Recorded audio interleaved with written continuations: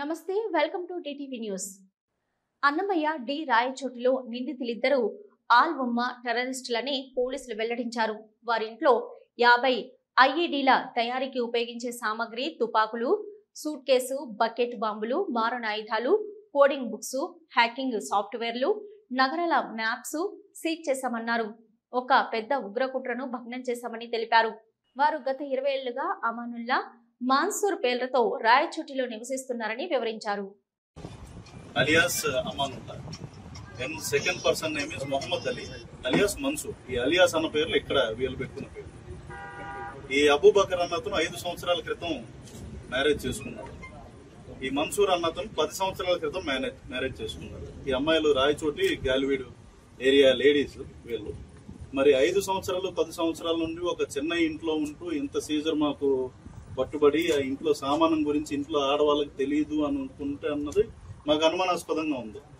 తెలుసా తెలీదా, మరి వీళ్ళని నిజంగానే ఏమార్చారా, మోసం చేశారా అన్నది ఫర్దర్ ఇన్వెస్టిగేషన్ లో మేము తేల్చాల్సిన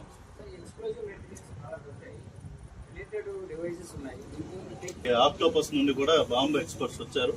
ఇప్పుడు మనకేంటంటే దీంట్లో అన్నిటికన్నా ముఖ్యంగా ఇది ఫైండ్స్ ఐఈడి డివైస్ ఏదైతే సార్ ఇందాక మెన్షన్ చేసింది బాంబు అనేది అంటాం మనం. ఇంప్రూవైజ్ ఎక్స్ప్లోజివ్ డివైస్ ఒక సూట్ కేసులో ఉన్నట్టు గమనించాం. అది మాకున్న టెక్నికల్ డివైజెస్ అయి పెడితే దాంట్లో సెటన్ ఎక్స్ప్లోజివ్ ఉన్నట్టు వాళ్ళే టెక్నికల్ ఎక్స్పర్ట్స్. 1290 కోట్ల విలువైన త్రాగునీటి పథకానికి శంకుస్థాపన చేసేందుకు మార్కాపురం విచ్చేసిన రాష్ట్ర ఉప ముఖ్యమంత్రి, గ్రామీణ త్రాగునీటి సరఫరా శాఖ మంత్రి పవన్ కళ్యాణ్ కు సాదర స్వాగతం పలికారు స్థానిక శాసనసభ్యులు, పార్లమెంటు సభ్యులు మరియు కూటమి నాయకులు.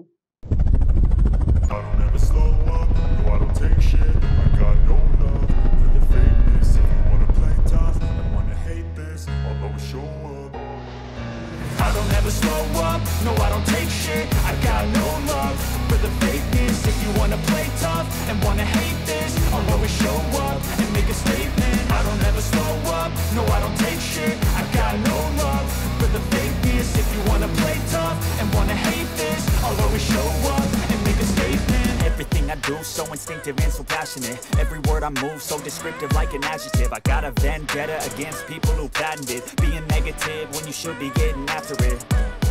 I got facts over tracks, this and that. Spitting slow, spitting fast, I could roast, I could gas. Think I'm okay at last, but I don't know if that can erase all the past and the pettiness. ఉమ్మడి ఆంధ్రప్రదేశ్ మాజీ ముఖ్యమంత్రి స్వర్గీయ కొణిజేటి రోసయ్య గారి విగ్రహాన్ని రాజ్యసభ ప్రతిపక్ష నాయకులు, AICC అధ్యక్షుడు మల్లికార్జున ఖర్గేతో కలిసి ముఖ్యమంత్రి రేవంత్ రెడ్డి ఆవిష్కరించారు. హైదరాబాద్ లక్డీకపుల్లో శ్రీ కొణిజేటి రోసయ్య మెమోరియల్ ట్రస్ట్ ఆధ్వర్యంలో ఈ విగ్రహ ఆవిష్కరణ కార్యక్రమం జరిగింది. ఈ కార్యక్రమంలో ఉప ముఖ్యమంత్రి మల్లు భట్టి విక్రమార్క, మంత్రులు దుద్దిల శ్రీధర్ బాబు, కోమటిరెడ్డి వెంకటరెడ్డి, జూపల్లి కృష్ణారావు, పొన్నం ప్రభాకర్, ఎమ్మెల్సీ, పిసిసి అధ్యక్షుడు బొమ్మ మహేష్ కుమార్ గౌడ్, హైదరాబాద్ మేయర్ గద్వాల విజయలక్ష్మితో పాటు ఇతర ప్రజా ప్రతినిధులు, రోసయ్య కుటుంబ సభ్యులు, ట్రస్ట్ ప్రతినిధులు హాజరయ్యారు.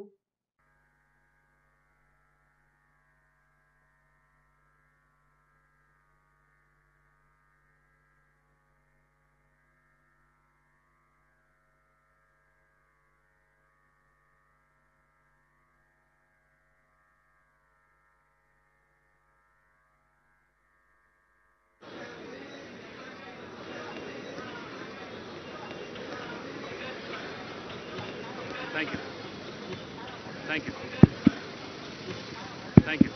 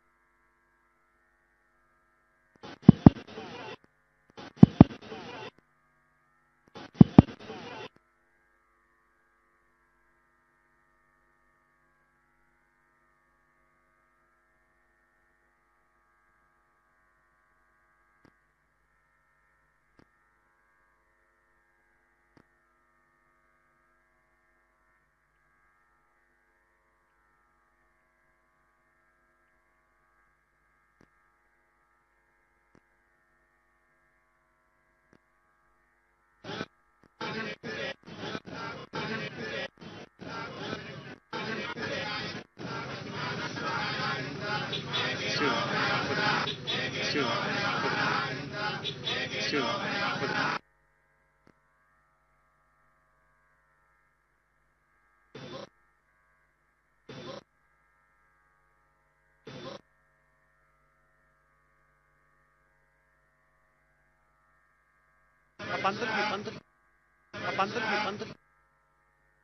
పంతులు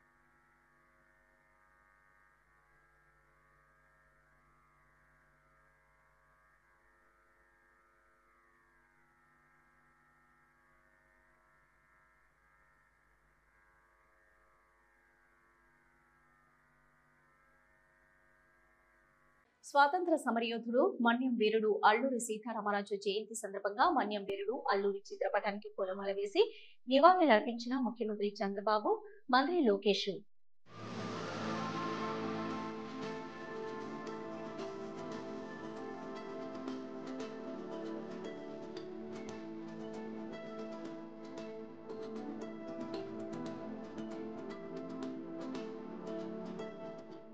టీటీడీ మాజీ చైర్మన్ వైఎస్ఆర్సీపీ రాష్ట్ర అధికార ప్రతినిధి భూమన కరుణాకర్ రెడ్డి ప్రెస్ మీట్ నిర్వహించారు. ముఖ్యమంత్రి చంద్రబాబు చిత్తూరు పర్యటనల ప్రజల కోసం కాకుండా జగన్ ను విమర్శించడమే పనిగా పెట్టుకున్నారని, ప్రజా సమస్యలను గాలికి వదిలేసి జగన్ ను తక్కువ చేసి మాట్లాడడమే లక్ష్యంగా పెట్టుకున్నారని అన్నారు భూమన కరుణాకర్ రెడ్డి.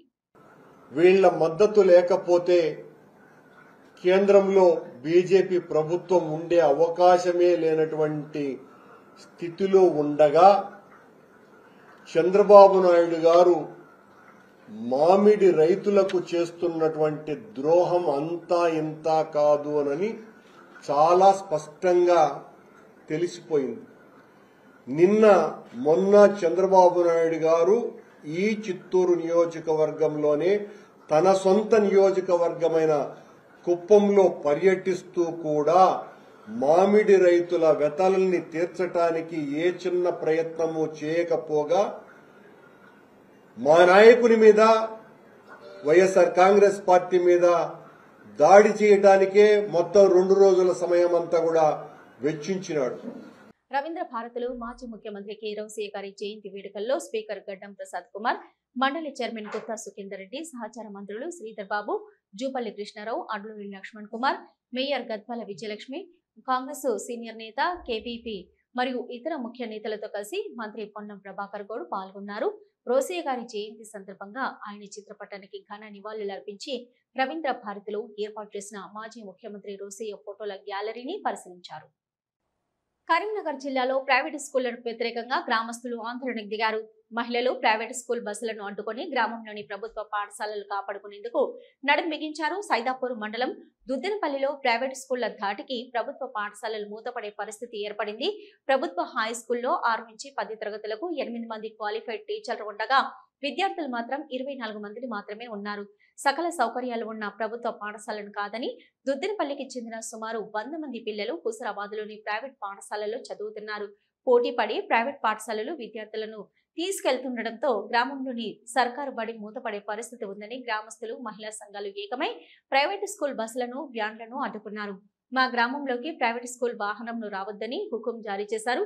గ్రామస్తులు, మహిళా సంఘాల ప్రతినిధులు ప్రైవేటు స్కూళ్ల వాహనాలను అడ్డుకోవడంతో ప్రైవేటు స్కూళ్లలోకి వెళ్లే విద్యార్థులు కొందరు వ్యతిరేకంగా ఆందోళన వ్యక్తం చేశారు. గ్రామస్తులు మాత్రం ప్రైవేటు వద్దు, ప్రభుత్వ పాఠశాల ముద్దు అంటూ నినాదాలు చేస్తూ ప్రైవేట్ పాఠశాలల వాహనాలు గ్రామంలోకి రానివ్వమని స్పష్టం చేశారు. సకల సౌకర్యాలు ఉన్న సర్కార్ బడిని కాదని కూలి పని చేస్తూ వేల రూపాయలు ఖర్చు చేసే ప్రైవేటు పాఠశాలలకు పంపిస్తున్నారని గ్రామస్తులు ఆందోళన వ్యక్తం చేశారు. ప్రభుత్వ పాఠశాలలో నాణ్యమైన చదువు చెప్తున్నారని, అందరూ తమ పిల్లలను ప్రభుత్వ పాఠశాలలో చేర్పించాలని విద్యార్థులు, తల్లిదండ్రులకు అవగాహన కల్పించారు. మండలం దుద్దెనపల్లి గ్రామంలోని మా దుద్దెనపల్లి జిల్లా పరిషత్ హై స్కూల్ ఉంది.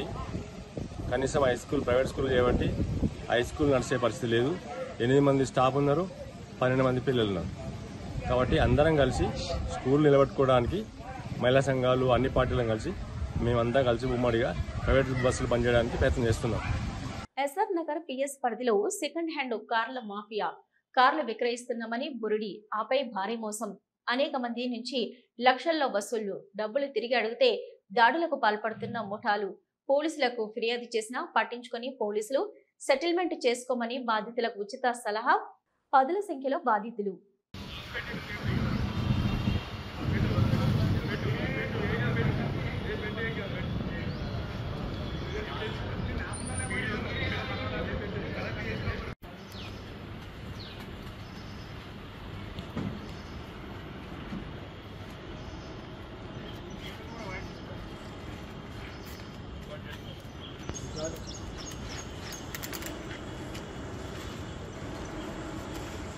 నా పేరు నన్నసాయి అండి. ఎక్కడ ఉంటావు?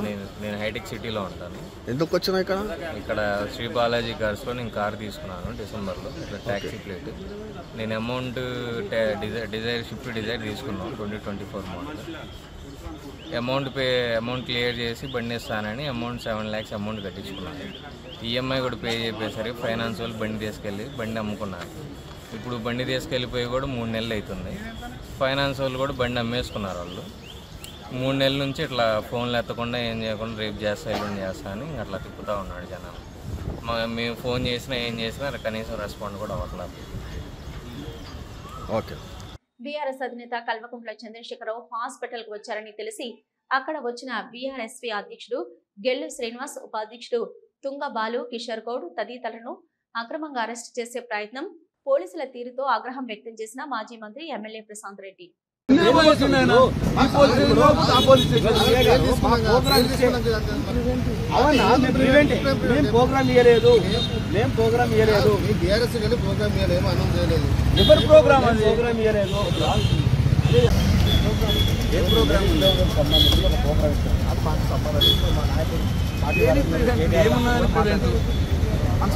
ఇచ్చిన ప్రోగ్రామ్ అదే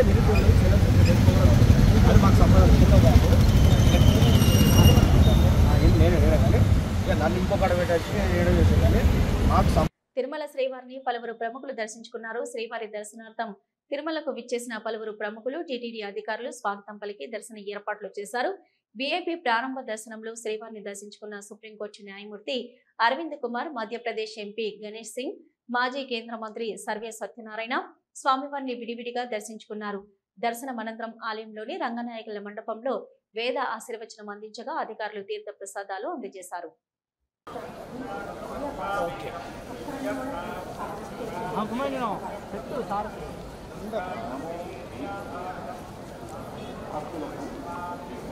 బీజేపీ రాష్ట్ర అధ్యక్షుడిగా ఎన్నికైన తర్వాత తొలిసారి నగరానికి వచ్చిన పివిఎన్ మాధవ్ కు విమానాశ్రయంలో ఘన స్వాగతం లభించింది. హైదరాబాద్ నుంచి విశాఖ చేరుకున్న మాధవ్ కు నగర బీజేపీ నేతలు, కార్యకర్తలు ఘనంగా స్వాగతం పలికారు. అనంతరం ఆయన ర్యాలీగా నగరంలోని పార్టీ కార్యాలయానికి వెళ్లారు.